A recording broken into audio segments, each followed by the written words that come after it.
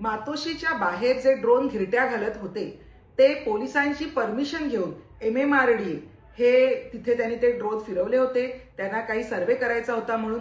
परंतु उबाठाच्या लोकांना सहानुभूतीची फार गरज आहे निवडणुकीच्या अगोदर.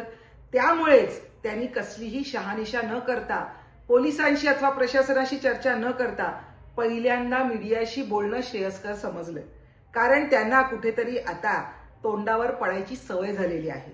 त्यामुळे कुठलीही माहिती शहानिशा न करता आपल्याला कशी सहानुभूती मिळेल याचा प्रयत्न करणारे हे उबाटाचे अर्ध्या हळकुंडात पिवळे होणारे नेते. त्यांना मी एवढंच सांगू इच्छिते की उद्योगपतीच्या घराखाली जिलेटिनच्या कांड्या ठेवणारं हे सरकार नाहीये, तर सर्वसामान्यांना सुरक्षा पुरवणारं हे सरकार आहे. अगदी विरोधक असले तरी देखील त्यांच्या सुरक्षेची जिम्मेदारी ही शेवटी राज्य सरकारवरच आहे. म्हणूनच मातोश्रीला देखील सुरक्षा पुरवलेली आहे. तेव्हा काळजी करू नये आणि उगीचच सहानुभूती मिळवण्याचे हे असे हास्यास्पद प्रयत्न करू नये.